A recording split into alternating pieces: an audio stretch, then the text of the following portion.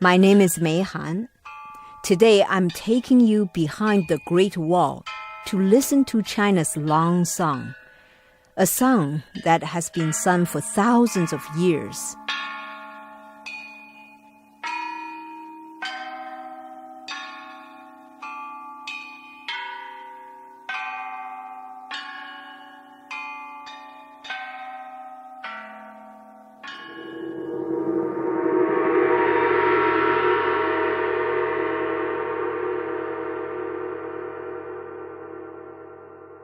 Hi, I'm Patty Schmidt, and this is Inside the Music, a program that looks at the context of music, the how and the why, backgrounds, insights, and hidden histories, as well as documentaries and biographies that take you inside the music.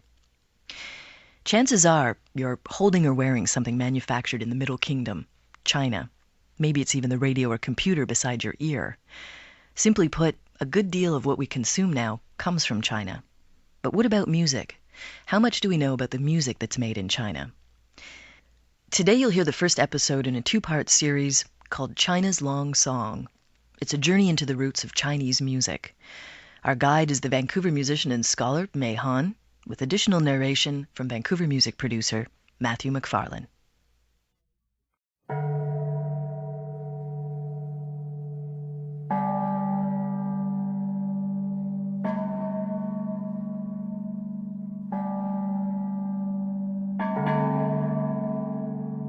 Vancouver is a city that looks west out onto the Pacific. It is a place that shares an ocean with China, and it knows it. Vancouver is Canada's most Asian city. From the glass condos of downtown to the malls of Richmond to the ancient Chinatown of the East Side, Vancouver is increasingly made in China. Hundreds of thousands of Chinese have settled in the city, bringing with them their language, their food, and their culture. And along with them comes a musical history as rich and deep as the Western one we are so much more familiar with. Today, we'll explore the grounding of Chinese music. Our guide is one of China's musical treasures, the talented Zheng player Mei Han. A child of the Cultural Revolution, an explorer of traditional Chinese music, Mei's experience and study plunge us into both the history and tradition as well as the future of Chinese music.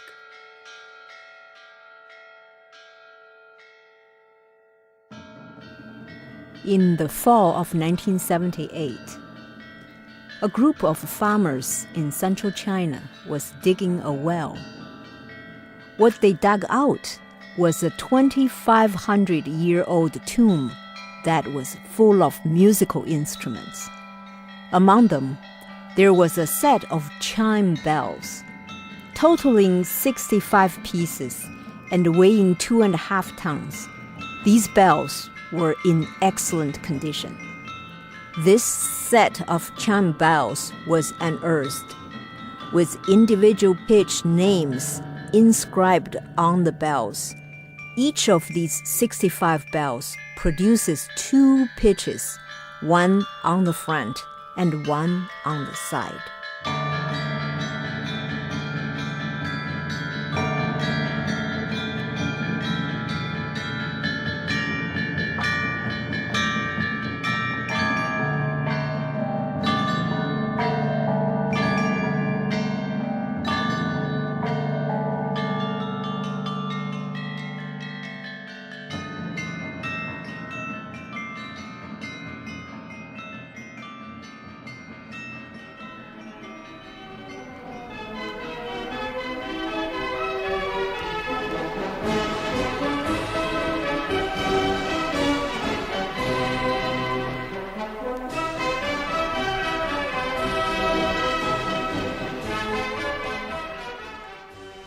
As a musician, I was working in the musical ensemble associated with Chinese Army. So all the songs I played were kind of marching or political songs. I didn't know very much about traditional music. After the spell was found, I thought, wow, Chinese music really has that many different sounds and such a long history, and I knew nothing about it. And this urge just grew in me. 10 years later, I finally couldn't sit there anymore. I went to school to study Chinese music history.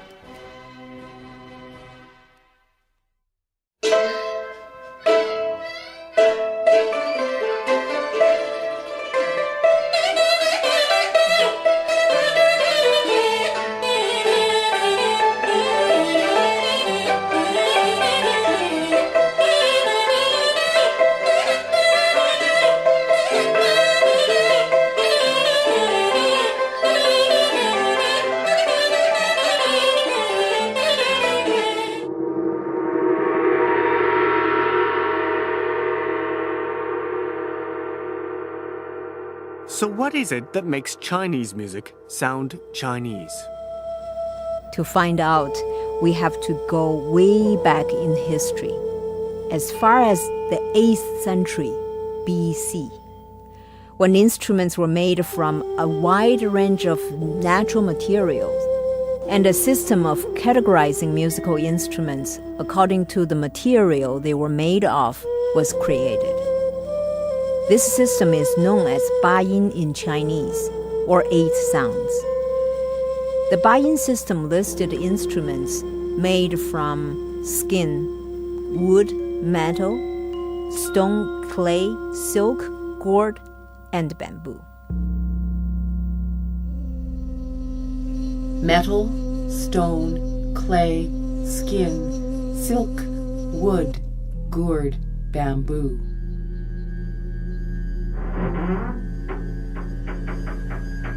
Metal.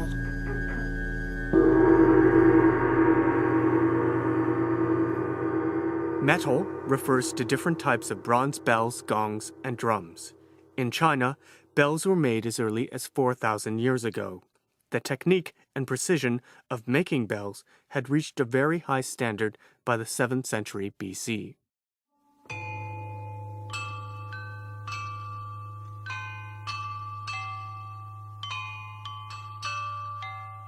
Casting bells was one of the most crucial tasks when a new dynasty was established.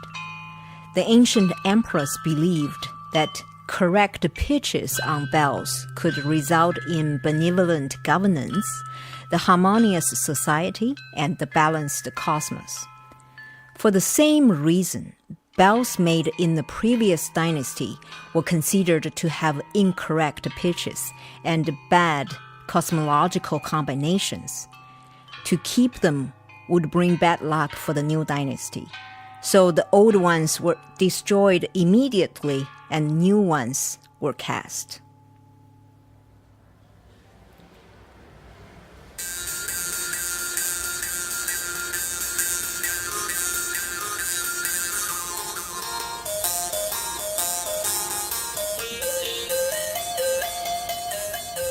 This piece is played on brass jar harp, also known as juice harp. The instrument is plucked with thumb and first finger well placed in front of the player's mouth, which acts as a resonator. Jar harp is a folk instrument popular in minorities living in southwestern China, such as the Yi in Yunnan province. Yi people are famous for their love of dance. They have a dance called left foot. When dancing, people jump as high as possible and often turn dance into a competition. In the past, jar harp was used to pass messages between lovers.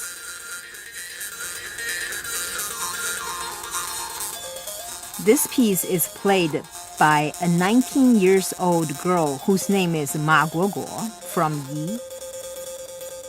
And the piece is very unique and challenging because she holds and plays 4 harps at the same time.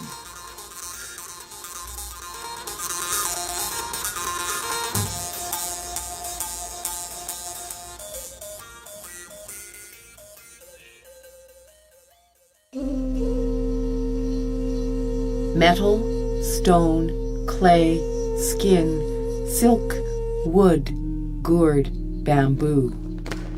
Stone. Stone. Stone instruments are chimes made of limestone, marble, or jade.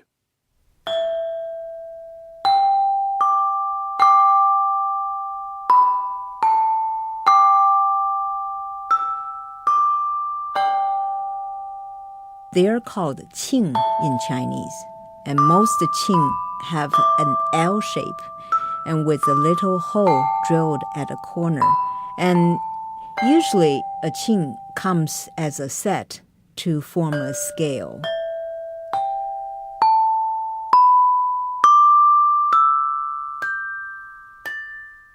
The character for qing in the earliest known Chinese writing system describes the picture of a person playing the instrument. It has a hand holding a stick, a piece of stone with a handle, and the character for sound.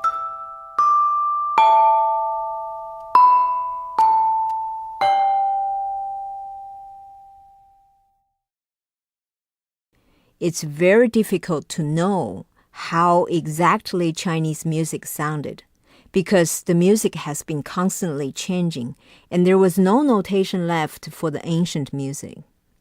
But there is an oral tradition, and we have many historical documents that speak to the traditions and theories. What we do know is that 2,000 years ago, the most preferable music was not for entertainment. It's for making you a better person and to help create harmony in society. Music was not meant to please your ears or your senses, just like colors are not meant to overwhelm your eyes, and the food is not meant to indulge your taste buds. This is a Confucius philosophy.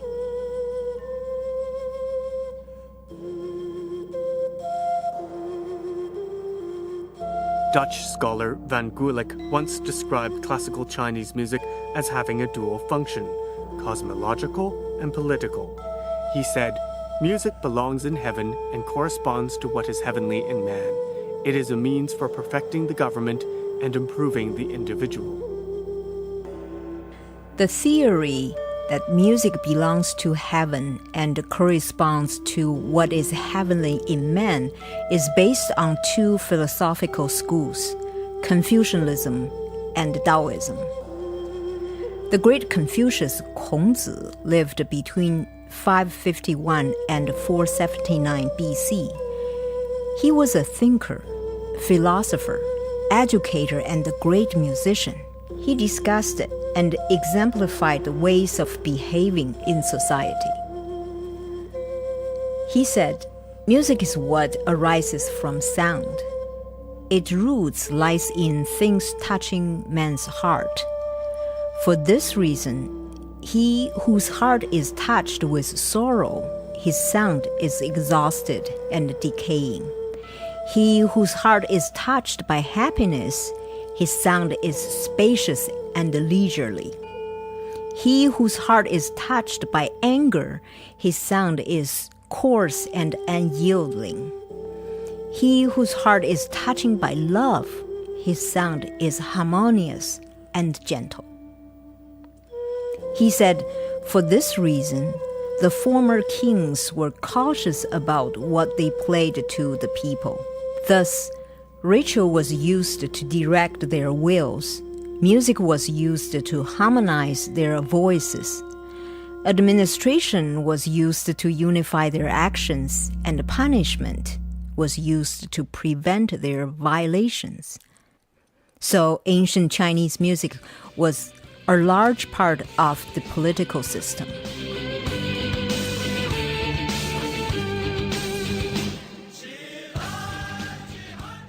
The shadows of China's past remained throughout the 20th century, although in different forms.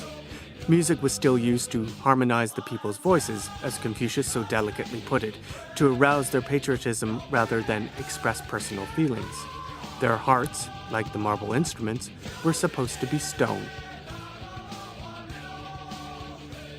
In 1980, as a professional musician working in an army ensemble, I was given 20 yuan a month allowance, which is about 3 Canadian dollars at today's exchange rate.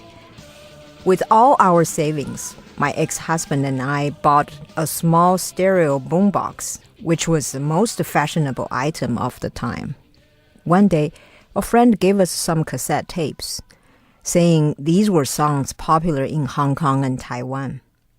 I was curious and put on one tape in the boombox.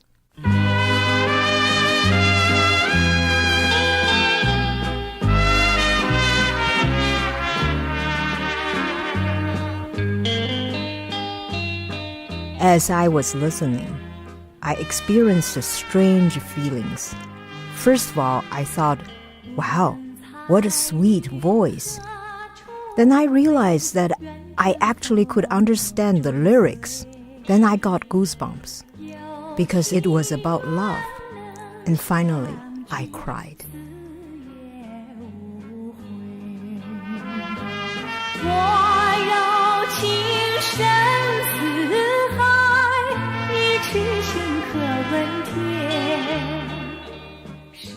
This was a pop song, something I had never heard before in my whole life. This song was sung by Deng Lijun, the most famous 20th century pop star from Taiwan. I listened and cried. And I listened more and cried more for the whole night. It was only years later that I gradually understood the reason why these cheesy pop songs touched me so deeply. It's actually quite simple. I was looking for love. I don't remember my parents ever hugging me or telling me they loved me when I was a child. They never told me I was beautiful or supported me emotionally in any way. In the Chinese culture that I grew up in, expressing personal feelings or love for someone virtually did not exist. These pop songs simply started to reach my heart and began to tear down the wall that was built around it.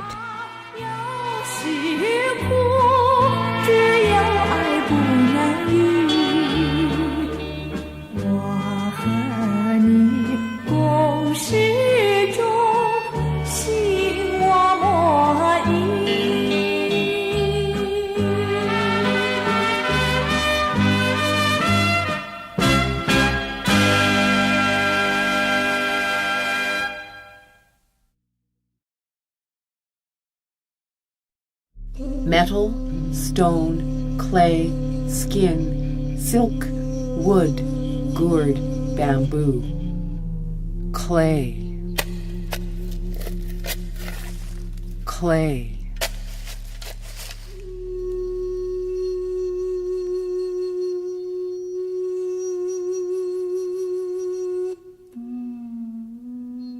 Clay refers to the Chinese ocarina, which is made of pottery.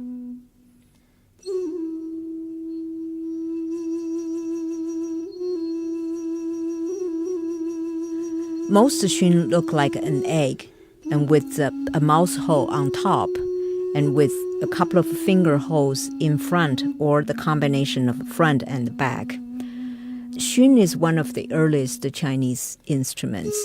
The earliest xun found in China was from 6,000 years ago. And xun is a very portable instrument, but not many people play this instrument. In 1996, when I first arrived in Vancouver, I heard musician Randy Rouge had a large music collection. And 2 years later, I met Randy at the UBC. And after we got to know each other a bit better, he invited me over to see his instrument collection. And I was amazed to see that he actually has so many Chinese instruments and even had a couple of xun. It was quite a shock. And I asked him, "Can you play it?" "No, of course." Then he just grabbed the xun and started playing.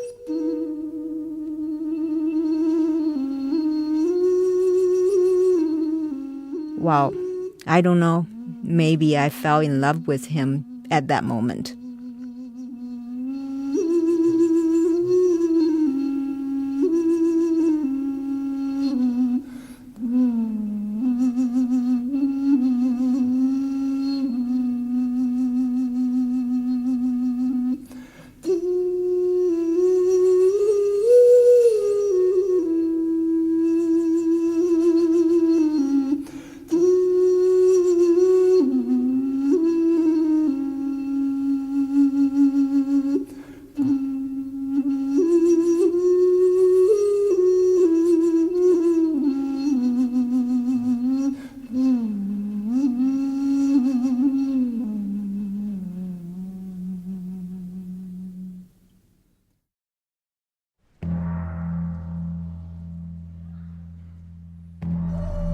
metal, stone, clay, skin, silk, wood, gourd, bamboo. Skin.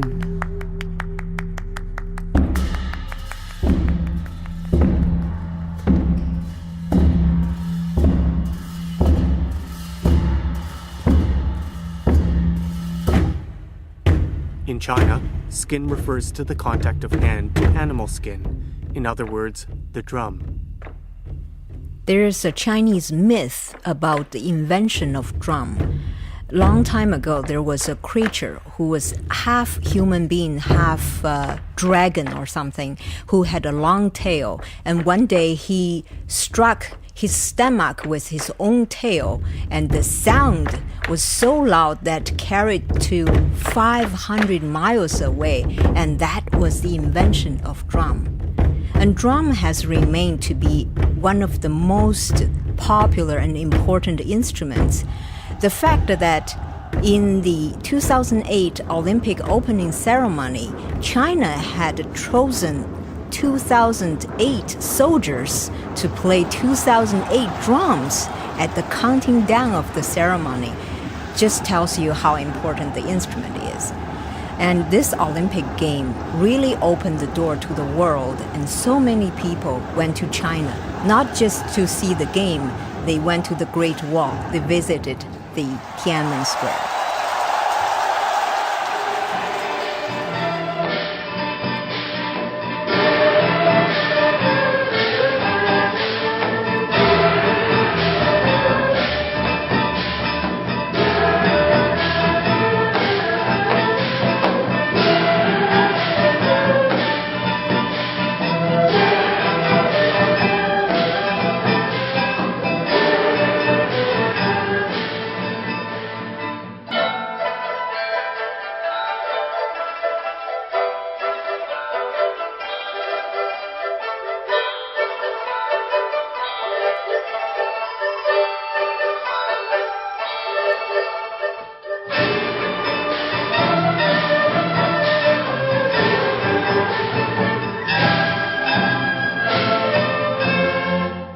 The Great Wall did not fulfill its initial purpose, to separate China from its northern and western neighbors.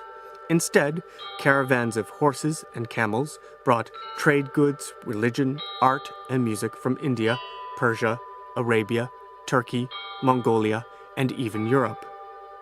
For centuries, a famous trade route, the Silk Road, allowed China to embrace and integrate many musical styles and instruments into its own music.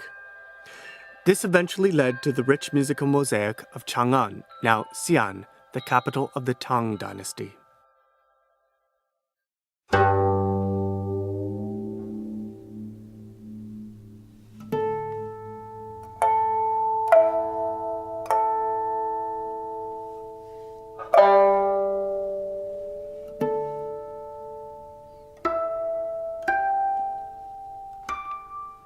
This piece is called Qingbei Yue from the 10th century.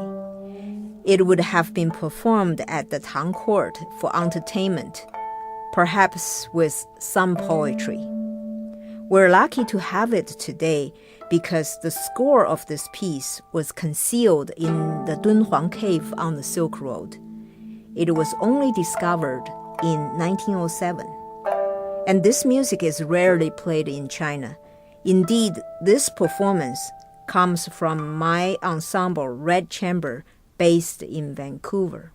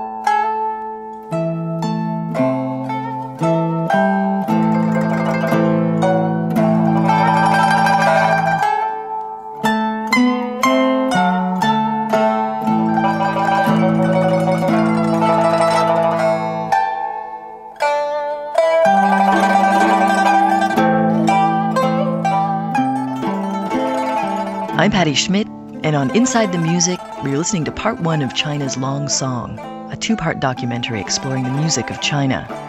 Your guides are Vancouver musician and scholar Mei Han and CBC music producer Matthew McFarlane.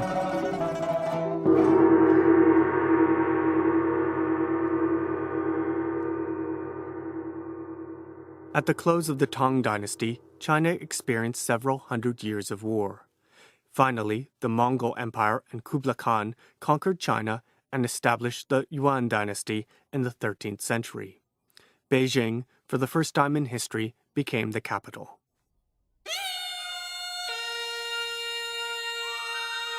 Even though the Mongol rulers adapted many cultural aspects of the Chinese Han, they did not seem to have a taste for court banquet music.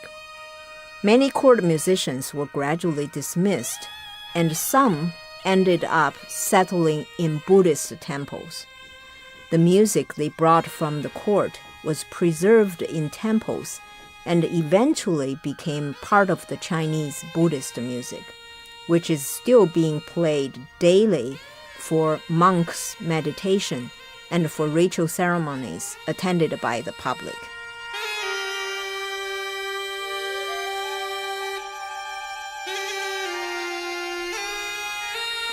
This is Buddhist music.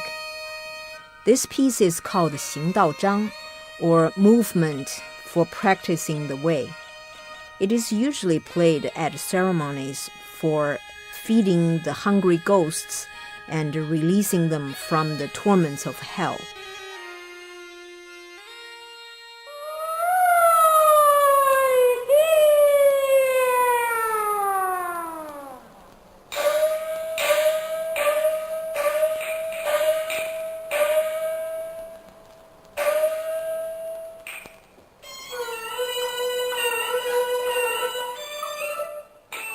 In 1790, to celebrate the 80th birthday of Emperor Qianlong of the Qing dynasty, the court ordered 4 opera groups to play in Beijing.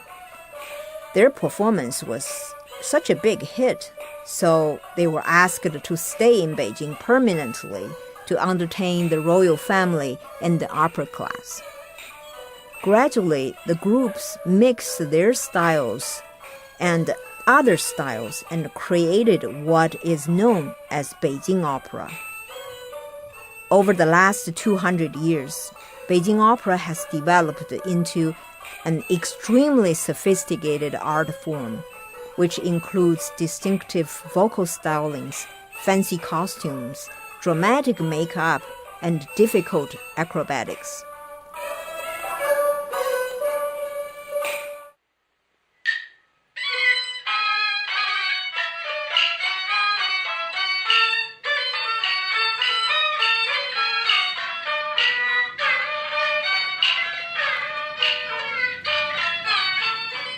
Beijing opera ensembles contains a small group of melodic instruments and a group of percussion instruments, with lots of gongs and cymbals, so it is loud.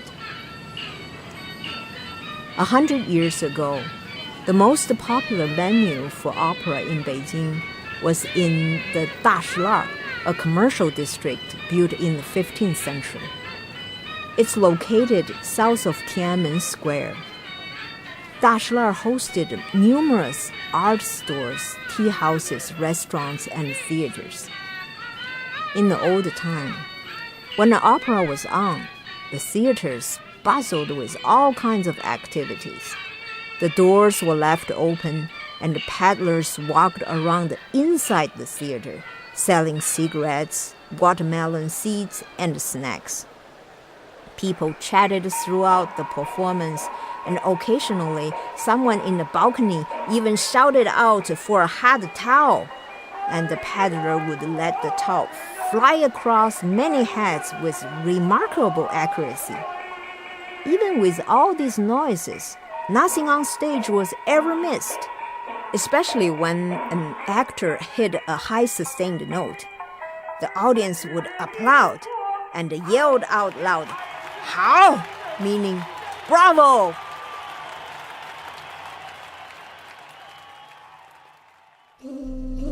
metal, stone, clay, skin, silk, wood, gourd, bamboo.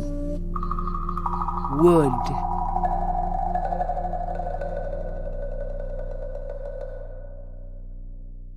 Wood instruments were an important part of Confucius ceremony. In fact, in the ancient time, one type of wood instrument marked the beginning of the ceremony, and another type marked the ending of the ceremony. However, because Confucius ceremony disappeared in China a long time ago, these instruments do not exist anymore. However, there's another type of wood instrument called the mu yu in Chinese, meaning wood fish, because the shape of instrument almost like a fish head with two big eyes. It's two sound holes. And this is used widely in the Buddhist temples around the world. And it functions as a beater, and that helps the prayer to concentrate when they're doing their meditation.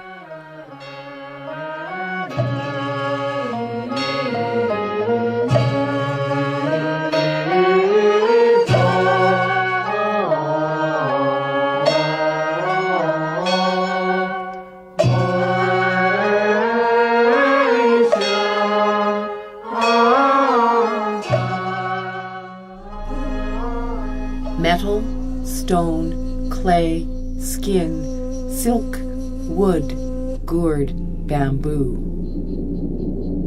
Gourd.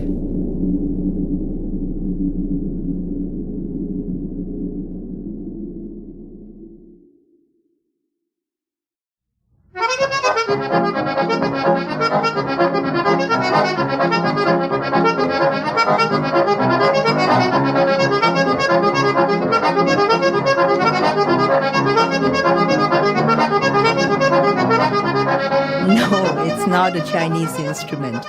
You probably already identified this is an accordion. But its inspiration is Chinese.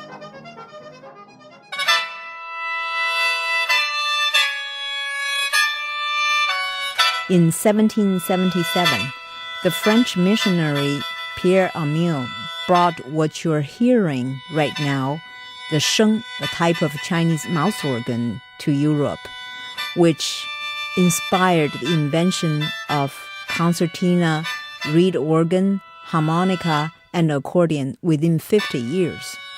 The Zheng mouth organ is part of the Gourd categorization in the 8 sound system.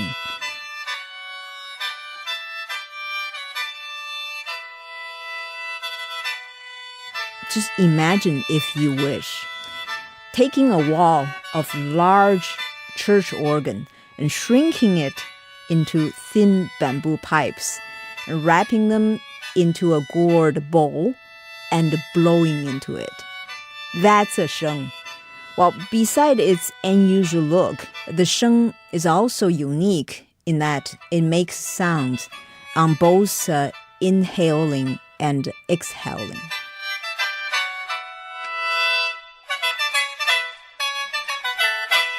The player can play clusters of chords with very rich tone colors. And Zheng is now very popular in China, like a saxophone in the West.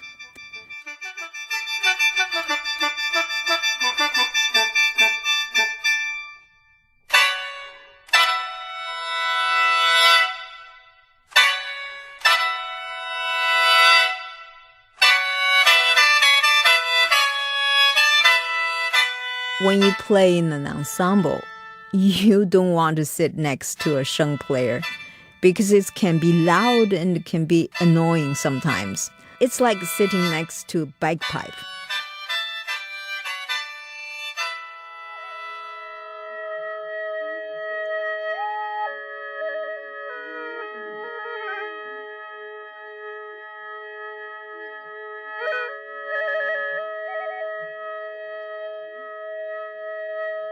And this music is from a different minority group, the Nu people.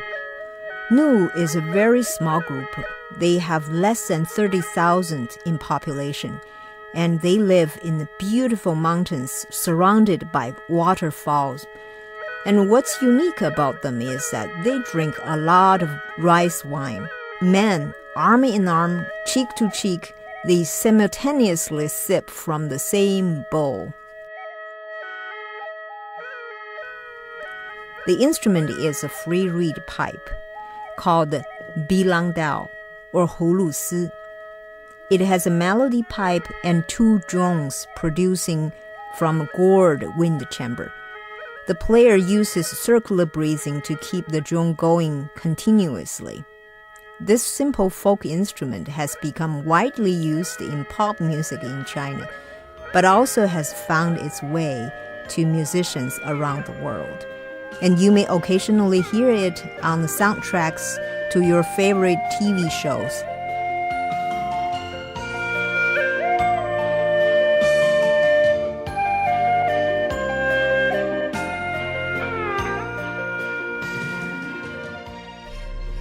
Metal, stone, clay, skin, silk, wood, gourd, bamboo.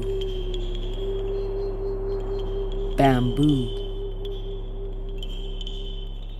The category of bamboo refers to wind instruments made of bamboo. One of them is the di or dizi, a side-blown bamboo flute. Although bamboo flutes are prevalent in many cultures, the Chinese dizi has an extra hole covered with a very thin piece of paper-like membrane taken from the inside of a hollow reed. This membrane gives the di a unique buzzing tone.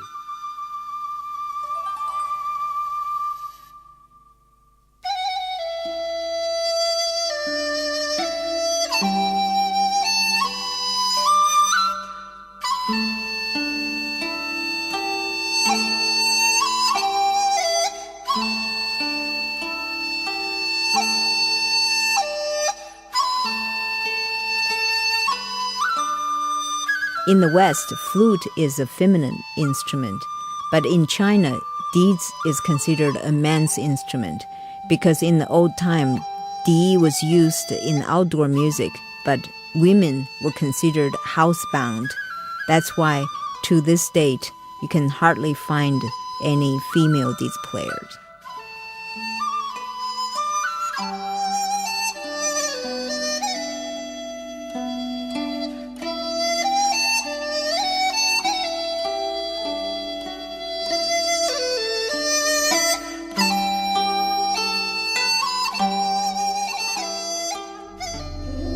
Metal, stone, clay, skin, silk, wood, gourd, bamboo. Silk, silk.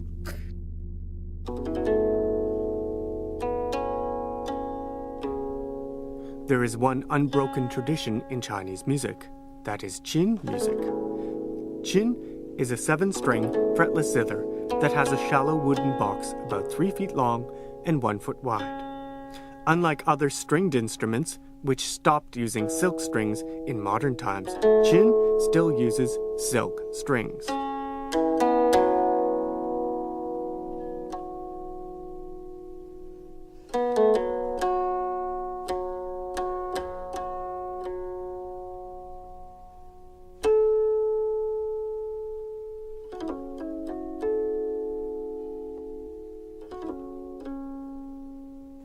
This instrument carries the most important philosophy of Confucianism and Taoism.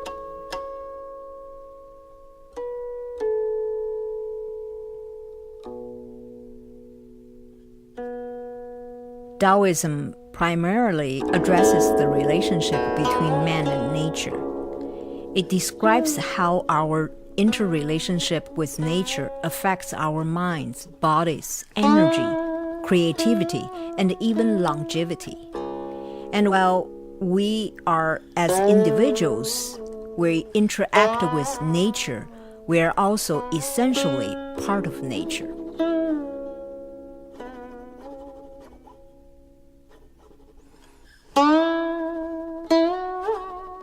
As an instrument favored by scholars in the past, qin represents the cultural achievements of China's early civilization. This is why qin was the only featured instrument in the performance at the Olympic opening ceremony in Beijing. Qin music has a unique notation, and its philosophy has been documented continuously for over 2,000 years. The idea behind playing qin is to purify a person's mind and soul, and to make connection with nature. In classical Chinese paintings, which can be easily found in a store in Chinatown, you will see a typical image of an intellectual practicing qin. He's often portrayed as a long-bearded man sitting down at the top of mountains. He would be surrounded by rocks, waterfall, and pine or bamboo trees. The objects symbolize purity, nobility, and dignity. Playing qin in this kind of environment helped people to reach the ultimate enlightenment.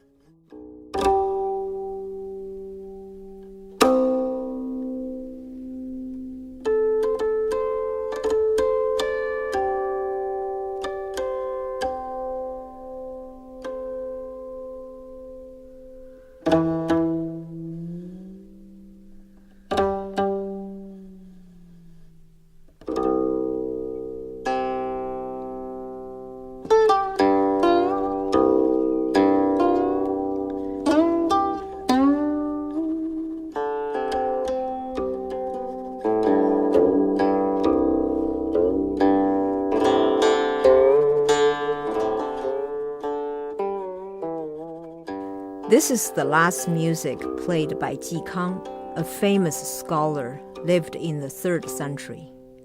Ji Kang had a very unusual characteristic. Most scholars back then considered getting a government position as a realistic goal of their study. But Ji Kang looked down upon all these ideas. He liked to write poetry and drink with his friends. When recommended for a government position, Ji Kang made all kinds of excuses not to accept it. For instance, he said, "Oh, I can't stand or sit still in court because I have fleas and it's itchy. I scratch all the time." In the meantime, he was very critical about the corruption of the court. This angered the emperor, and eventually the emperor ordered Ji Kang beheaded. Right before his execution, Ji Kang was allowed to see his family one last time. He showed no emotion and asked his brother, "Have you brought my qin?" The brother said yes and handed over his instrument to him. Ji Kang sat down and tuned it. Then he started playing this melody called Guangling San, meaning great peace. When he finally finished, he lifted his head and looked far. He said, "Now Guangling San dies with me."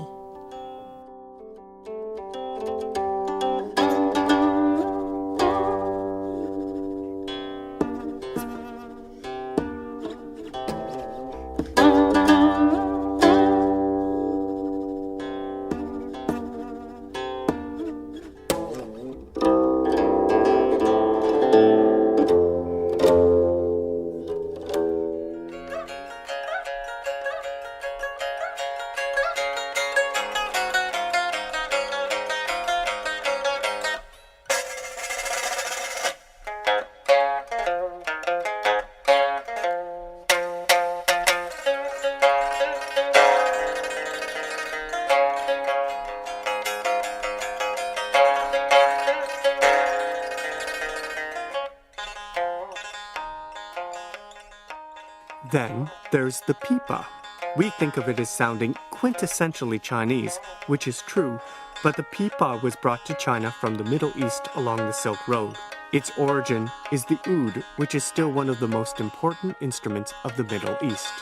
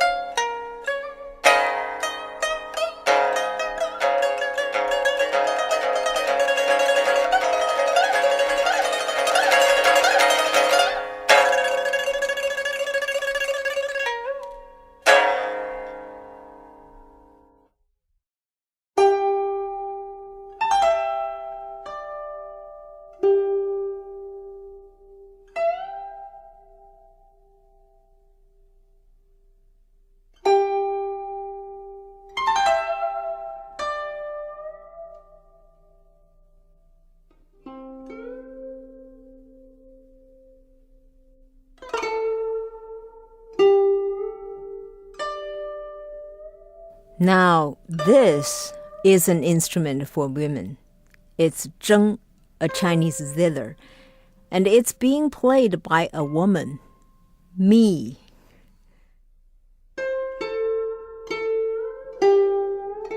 The Zheng is a long wooden box with a number of strings on top. Today, it has at least 21 strings, but in ancient times, it only had 12 or 13.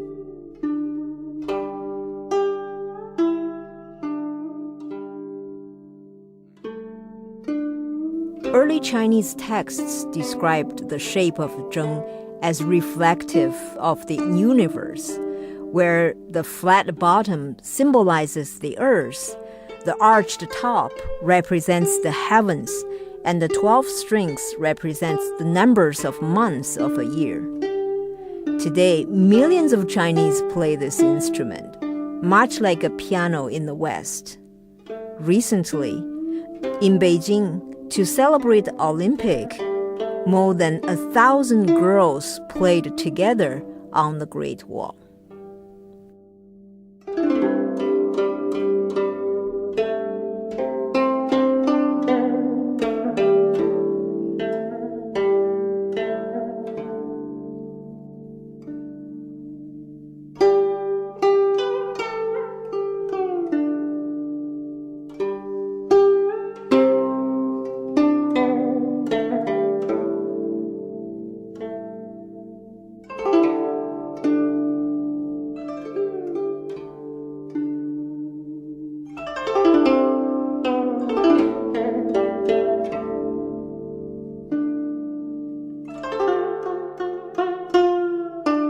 I first saw a Zheng when I was 11 years old.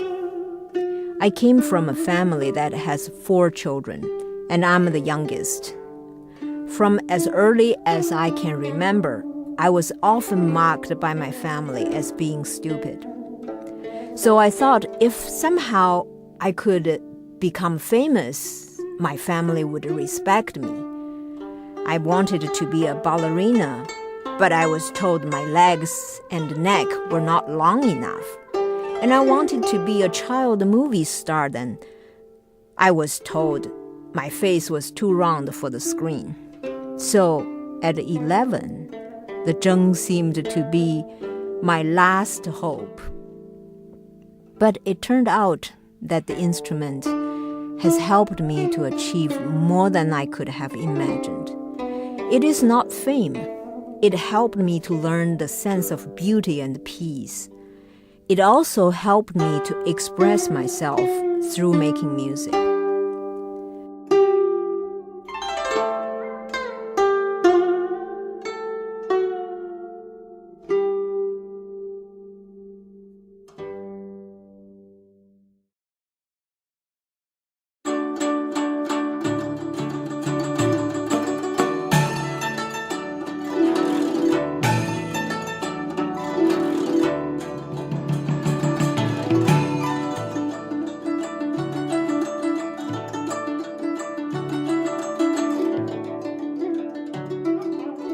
You've been listening to part 1 of China's Long Song, a two-part series that looks inside the Great Wall at the music of the world's rising power.